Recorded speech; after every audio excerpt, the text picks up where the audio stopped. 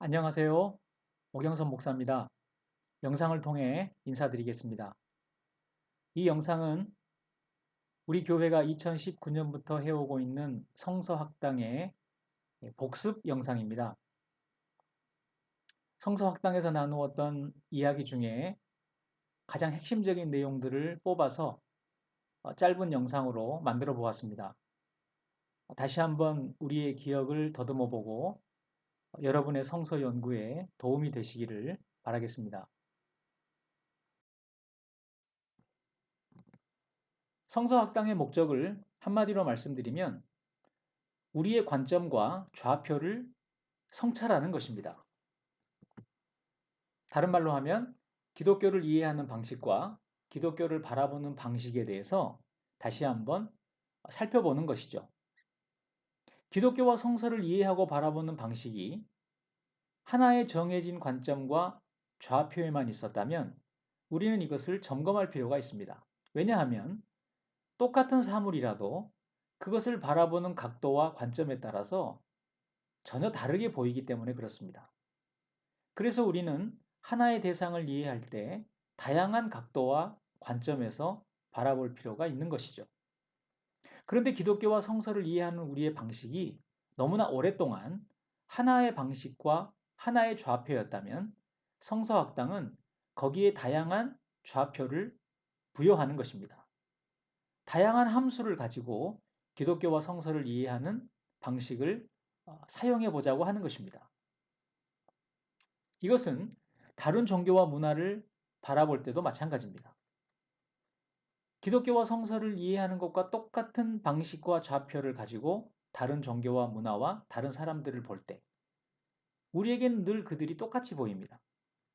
우리에게는 늘 그것이 변함없이 보입니다. 그런데 정말 우리가 이해하고 바라보는 그 관점과 좌표, 우리에게 다가오는 그 이해가 유일한 것일까요? 그거 하나밖에 없는 것일까요? 그렇지 않습니다. 그동안 우리가 놓치고 있었던 다양한 관점과 각도가 있습니다.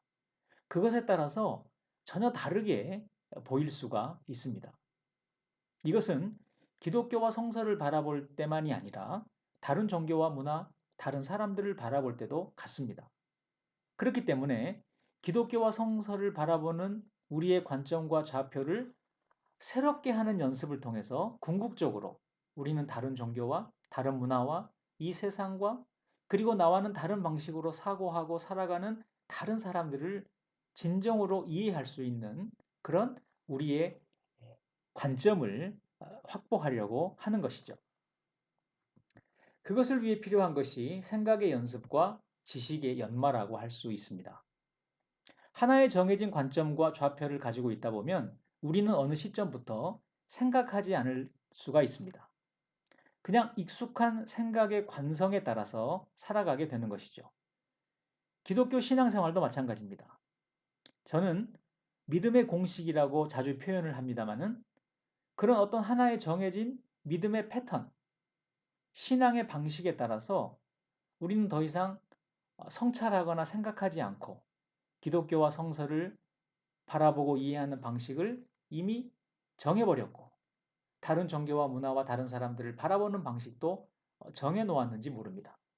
변하지 않는 하나의 방식으로만 우리는 생각하고 바라보려고 하지는 않았는지 그것을 돌아보려고 하는 것이죠. 그것을 위해서는 다양한 지식이 필요합니다. 우리가 그동안 관심을 갖지 않았던 과학의 발전들, 새로운 이론들, 그리고 다른 종교와 다른 문화권에서 일어났던 많은 변화들, 이런 것들을 다 활용해야 합니다. 그리고 겸손하게 귀를 기울여야 합니다. 그래야만 그동안 우리가 하지 않았던 생각의 새로운 활동이 시작이 됩니다. 생각이 움직이기 시작합니다. 생각이 움직일 때 관점이 달라집니다. 생각이 움직일 때 좌표가 달라집니다. 각도가 달라집니다. 좌표와 각도가 달라지면 다르게 보입니다. 안 보였던 것이 보이기 시작합니다. 내가 이렇게 보았던 것이 사실은 다른 모습이었다는 것을 이해하게 됩니다. 이와 같은 놀라운 경험이 이 성서학당을 통해서 우리 모두에게 일어나기를 바랍니다. 앞에서 말씀드린 내용을 표현을 바꾸어서 말씀드린다면 구심적 이해와 원심적 이해라고 말할 수 있습니다. 마이크로적 이해와 매크로적 이해라고도 말할 수 있습니다. 구심적 이해, 마이크로적 이해는 기독교의 관점에서 기독교를 보는 것입니다. 성서에서 성서를 보는 것입니다. 그런데 이렇게 해서는 넓은 시야를 확보할 수 없습니다.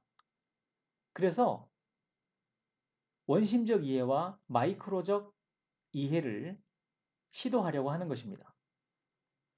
기독교와 성서를 보는 우리의 거리가 늘 한정되어 있기 때문에 보이는 것이 한정되어 있었습니다.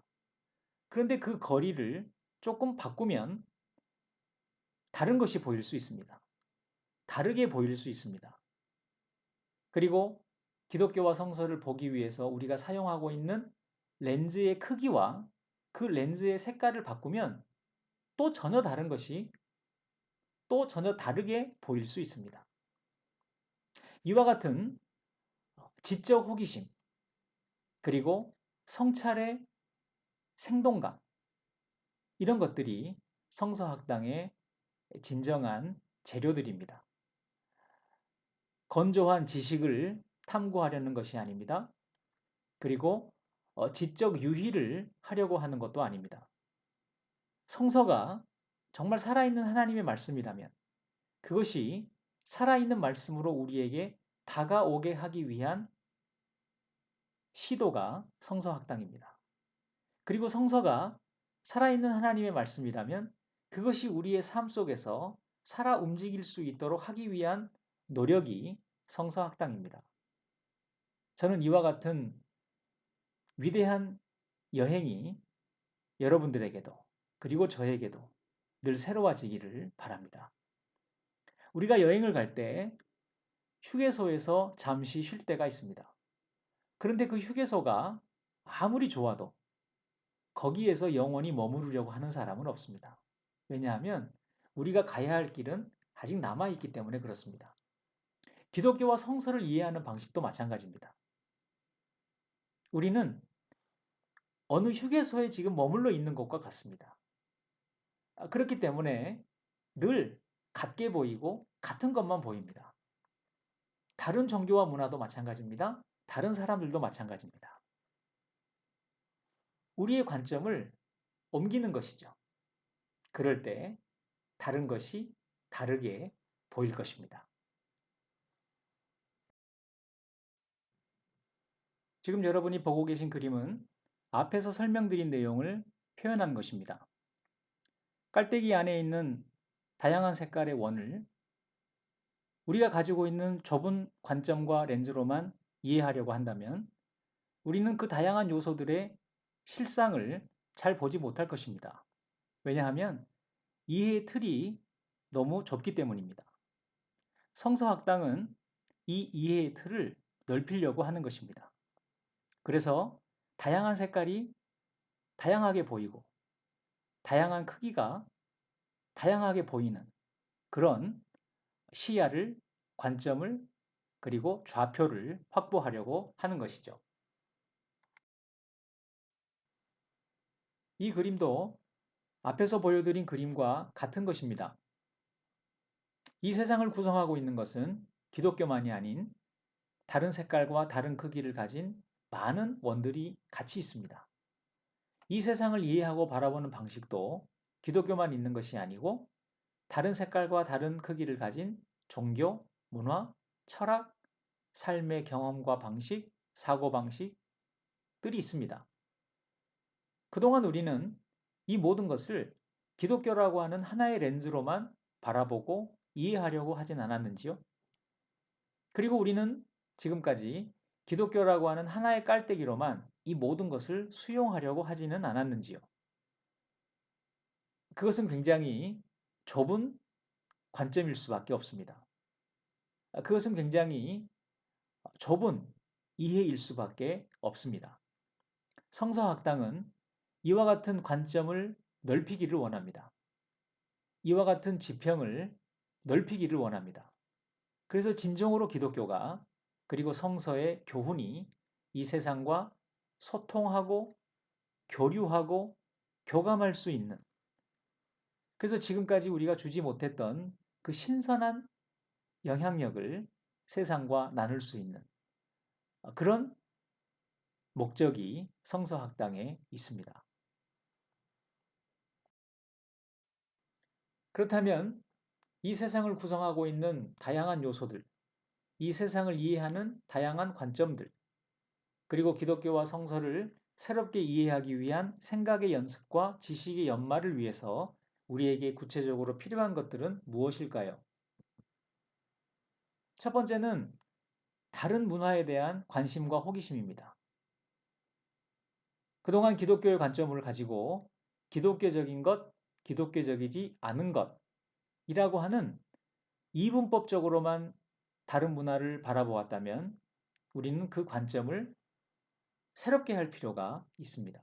문화를 그 문화 자체로 볼 수 있는 관점의 전환이 필요합니다. 종교도 마찬가지입니다. 우리에게 익숙한 언어가 있습니다. 우상숭배라는 말입니다. 우리는 다른 종교를 우상숭배라고 하는 어떤 규정을 가지고 바라보았습니다. 정해져 있는 틀로 이해하려고 했습니다.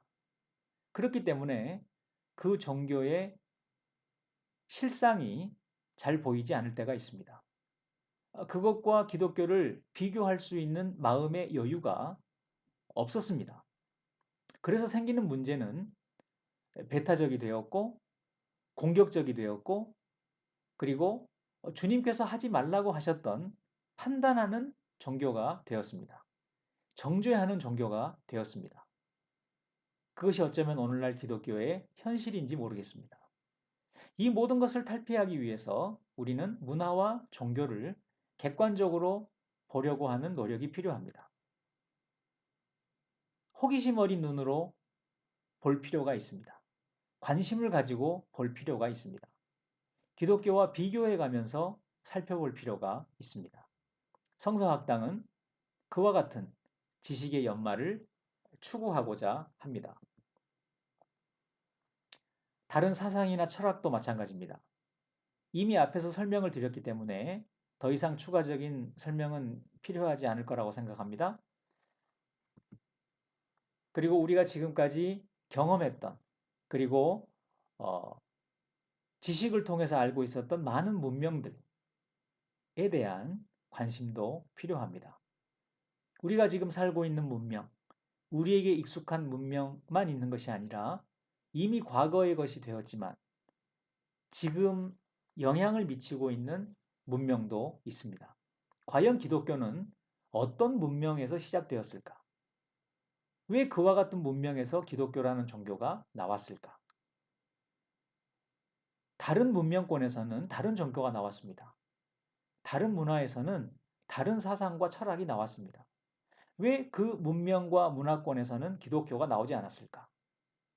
왜 기독교가 나온 문명에서 다른 종교는 나오지 않았을까? 나올 수 없었을까? 거기에는 이유가 있을 거예요.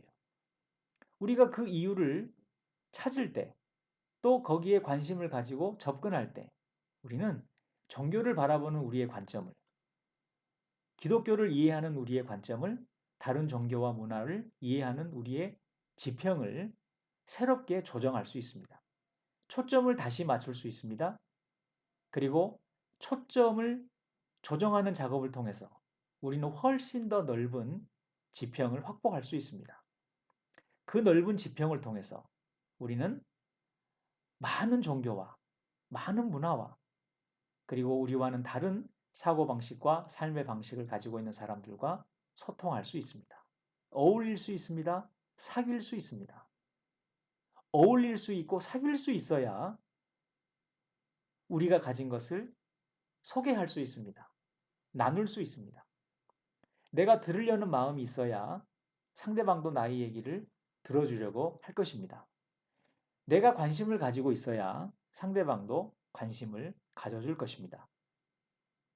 그것이 성서학당을 통해서 우리가 배우려고 하는 것이고 익히려고 하는 것이고 그리고 우리가 그동안 익숙하게 사용했던 많은 언어들, 구원, 믿음, 거듭남, 영생, 전도 이 많은 언어들의 의미를 새롭게 하려는 성서학당의 중요한 지향점이라고 얘기할 수 있습니다. 이와 같은 성서학당의 목적과 지향점을 잘 이해해서 앞으로 우리에게 기회가 주어지는 대로 성서학당을 통한 깊이 있는 교제와 연구가 이루어지기를 바라고 기다리겠습니다. 오늘 이 영상을 들어주시고 보아주셔서 감사합니다.